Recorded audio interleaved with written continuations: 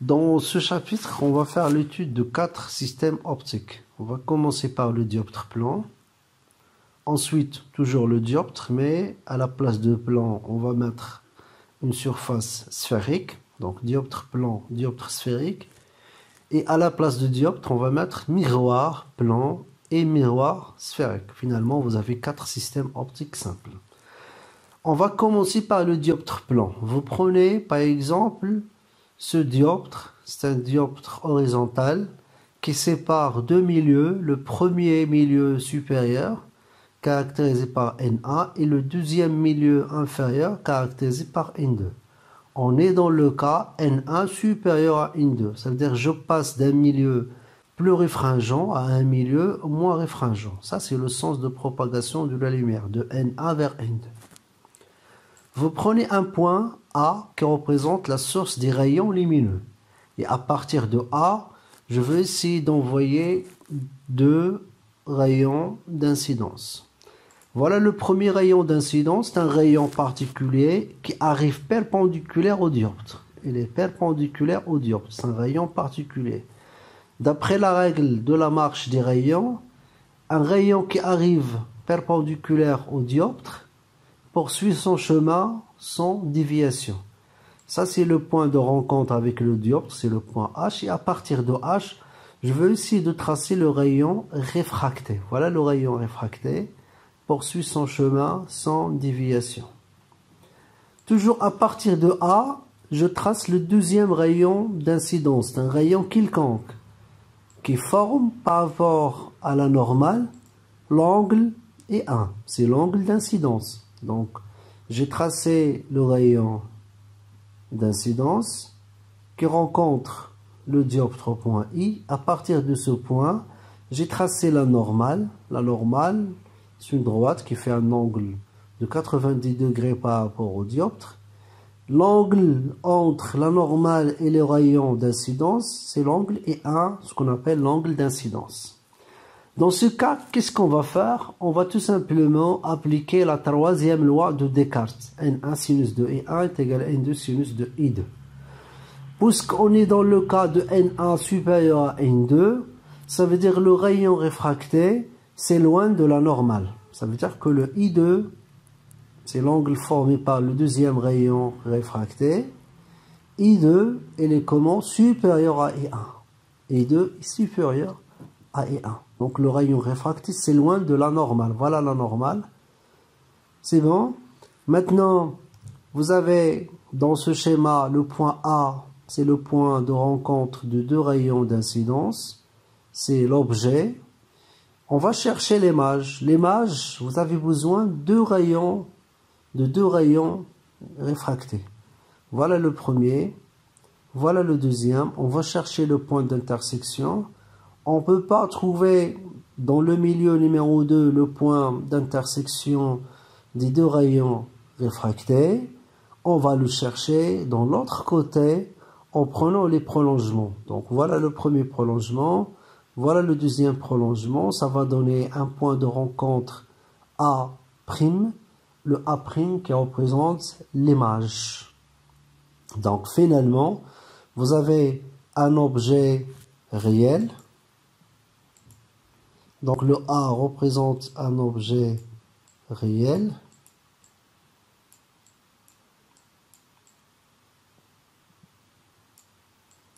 Et vous avez obtenu après la construction géométrique de A'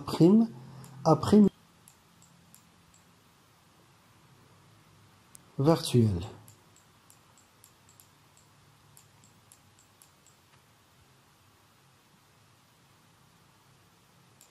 Il s'agit d'une image virtuelle puisque j'ai pris tout simplement les prolongements des rayons réfractés. Donc, objet réel, ça va donner une image virtuelle d'après la construction géométrique suivante.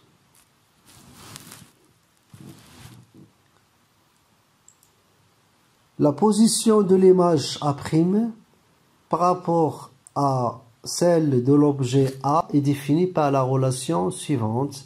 Le N1 divisé par le HA module algébrique est égal à N2 divisé par le module algébrique HA'. Ça, ce qu'on appelle la relation de conjugaison, à partir de laquelle je peux déterminer la position de l'image. Donc, si vous voyez le HA', ça représente la position de l'image si vous avez la position de l'objet, le HA. Bien sûr, avec la valeur de N1 et la valeur de N2. On a déjà vu dans le diapo précédent comment trouver graphiquement la position de l'image d'un point, d'un objet ponctuel. Maintenant, on va voir comment déterminer la position de l'image d'un objet étendu. Vous prenez un dioptre vertical avec l'axe optique qui sépare deux milieux. Donc ce dioptre sépare deux milieux, le premier à gauche, caractérisé par N1, le deuxième milieu à droite, caractérisé par N2.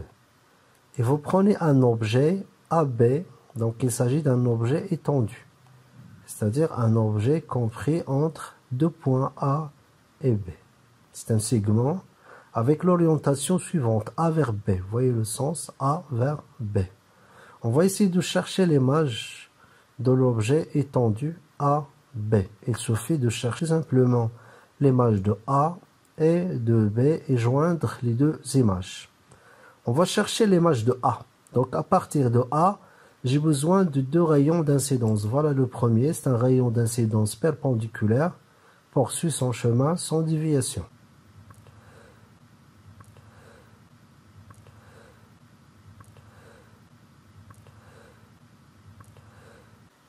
Le deuxième rayon, c'est un rayon quelconque, le voilà. À la rencontre avec le dioptre, on trace la normale, on applique la troisième loi de Descartes. Dans ce cas, on va prendre un rayon réfracté, c'est loin de la normale, le voilà.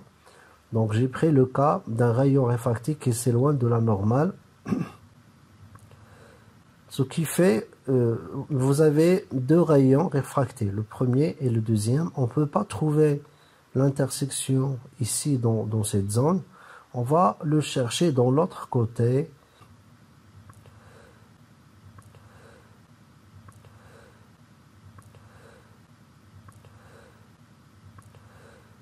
Voilà le premier prolongement. Je trace le deuxième prolongement. Ça va donner un point de rencontre.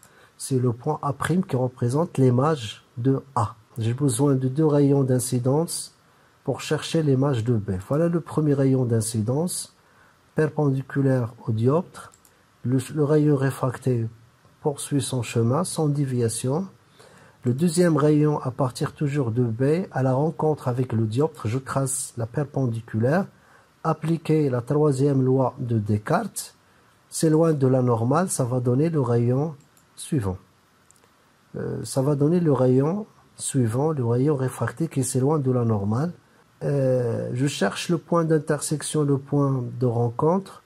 Impossible de le trouver dans ce côté. Je dois le chercher dans l'autre côté en prenant les prolongements. Voilà le premier, voilà le deuxième. Ça va donner le point suivant, c'est le point B' qui représente l'image de B. Joindre le A' et B' et vous aurez l'image de AB. Donc le A' c'est l'image de A, le B' c'est l'image de B, le A', B', voilà, vous voyez l'orientation A' vers B', l'orientation, c'est l'image de AB avec une orientation A vers B. Donc, finalement, vous avez un objet AB perpendiculaire à l'axe, parallèle au dioptre, et après construction, nous avons trouvé l'image, le A', B'. Elle est comment par rapport à l'axe, toujours perpendiculaire et parallèle au dioptre.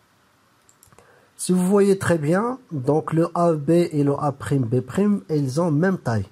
La taille de AB est égale à la taille de A', B'. Ils ont aussi même orientation, A vers B, A' vers B'. Donc ils ont même orientation, l'objet et l'image. Donc finalement, on va donner ce qu'on appelle le grandissement transversal, noté par gamma, le grandissement transversal, noté par gamma. Gamma en général est égal à A'B' sur AB, ça veut dire la taille de l'image sur la taille de l'objet. Puisqu'ils ont même taille, Même orientation, donc ici, si vous voyez très bien, vous avez le module algébrique. Le module algébrique, ça dépend par rapport au sens de propagation de la lumière, ça peut être négatif ou bien positif. Dans ce cas, puisqu'ils ont même orientation, le gamma A'B' sur AB est égal à 1. Après le dioptre plan, maintenant, c'est le deuxième système optique, le miroir plan. Vous prenez ce miroir grand M. Il s'agit d'un miroir horizontal. À partir d'un point A, qui représente l'objet, on va essayer de chercher l'image. Pour cela, j'ai besoin de 2 rayons d'incidence, ce qui fait 2 rayons réfléchis sont suffisants pour chercher l'image d'un point A, un point ponctuel. Je prends le premier rayon d'incidence d'un rayon particulier qui arrive perpendiculaire. Le H, c'est le point de rencontre avec le miroir M. D'après la règle, le rayon réfléchi revient sur lui-même. Voilà le rayon réfléchi.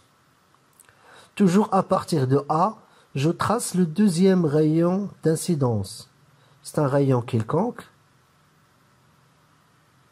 qui arrive à la rencontre avec le miroir au point grand I. Je trace la normale.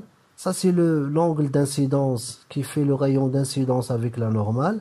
D'après la règle, ou bien la deuxième loi de Descartes, la loi de réflexion, I est égal moins R. Dans ce cas, vous avez I est égal moins I. Et à partir de I, je trace le rayon réfléchi.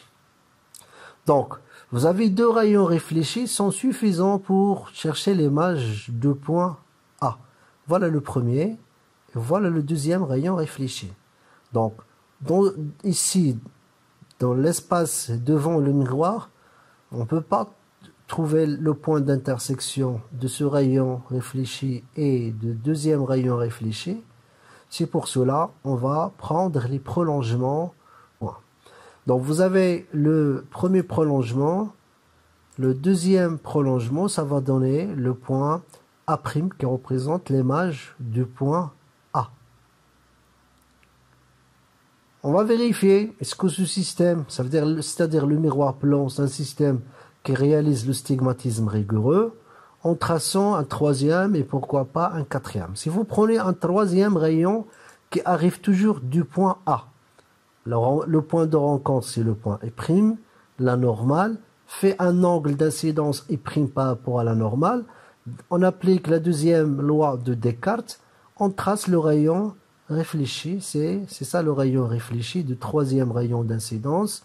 En prenant le prolongement, qu'est-ce que vous voyez? Elle passe par le même point A', c'est-à-dire la même image. Vous pouvez vérifier, vous prenez quatrième, cinquième, sixième, etc. Arrivant toujours de même point, c'est la source, le point A, ils vont passer par le point A', c'est-à-dire je parle des rayons réfléchis, ils vont passer par le point A'. Donc, qu'est-ce que je peux dire sur le miroir plan? C'est un système optique qui réalise le stigmatisme rigoureux. Voilà, c'est un système qui réalise le stigmatisme rigoureux qui donne la même image unique. Concernant la relation de conjugaison est la suivante. Vous avez HA est égal moins HA'. Ça, c'est la relation de conjugaison qui fait la relation entre la position de l'objet, bien sûr par rapport au miroir, et la position de l'image, bien sûr par rapport à quoi? Au miroir. Donc si vous prenez les distances, ici vous avez des valeurs algébriques. Si vous prenez les distances HA, la distance HA est égale à la distance HA', c'est-à-dire que le point A est symétrique par rapport au point A', par rapport au miroir grand M. Ou bien, le A', c'est un point symétrique au point A par rapport au miroir plan. Donc, le HA, valeur algébrique est égal moins HA', ce qu'on appelle la relation de conjugaison. Les distances algébriques sont positives lorsqu'elles sont mesurées dans le sens de propagation de la lumière incidente. Maintenant, le cas d'un objet étendu. Et par la suite, chercher à quoi ressemble la relation de grandissement transversal. Vous prenez le miroir suivant, c'est un miroir vertical. Je trace l'axe optique et un objet étendu AB. Ça, c'est l'objet étendu AB. C'est un objet réel caractérisé par les deux points extrêmes A et B. Donc, pour chercher l'image d'un objet étendu AB, il suffit de chercher tout simplement les images des points extrêmes A et B. On va commencer par le point B. À partir de B, je trace le premier rayon d'incidence, la normale, et voilà le rayon réfléchi en appliquant la deuxième loi de Descartes, I est égal à moins R. À partir toujours de B, je trace le deuxième rayon d'incidence. À la rencontre avec le miroir, je trace la normale. Appliquer pour la deuxième fois la loi de Descartes, la deuxième loi de Descartes, I est égal à moins R, je trace le rayon réfléchi. Maintenant, je peux déterminer l'image de B, puisque vous avez deux rayons réfléchis, ce sont les deux rayons suffisants pour chercher l'image d'un point ponctuel. Voilà le premier rayon réfléchi, voilà le deuxième rayon réfléchi. On ne peut pas trouver le point d'intersection dans ce côté. Je dois le chercher dans l'autre côté en prenant les prolongements. Voilà le premier prolongement, voilà le deuxième prolongement. Ça va donner le point, ce point-là, c'est le point B'. Comme vous voyez, je n'ai pas cherché le point, l'image du point A. Pourquoi? Parce qu'il s'agit d'un point sur l'axe optique. Donc, il suffit de chercher l'image de B et tracer le segment perpendiculaire à l'axe. Finalement, j'obtiens l'image A' de A et le A'B', l'image de l'objet étendu AB. Le grandissement transversal pour un miroir plan, c'est toujours gamma. A'B' sur AB, la taille de l'image sur la taille de l'objet. Comme vous voyez, vous avez AB et A'B', ils ont même taille. Le A vers B, le A' vers B', ils ont même orientation. Ce qui fait que vous avez le grandissement transversal dans le cas d'un miroir plan est égal toujours plus 1. C'est toujours d'après la définition A'B' sur AB en module algébrique est égal plus 1. L'image est donc droite, non renversée et de même taille que l'objet.